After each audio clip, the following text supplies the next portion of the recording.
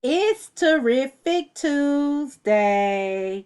Guys, today we're going to look at a poem called Insanity.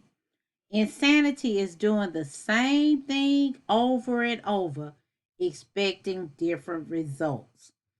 Guys, we're going to look at the graphical elements within the poem, the short lines, the periods, not periods, the dash, and the commas. Also, we're going to look at the figurative language and identify the extended metaphor. And we're going to make inferences. Guys, today is another terrific day, and I'm so glad to see you all.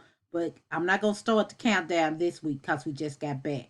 But next week, I want you to be ready for your common assessment number 2. Please, please do your best on these activities these next few days because I really, really want to outshine anybody at Zoom Walk, and I need your help to do it. I love you. Have a great day.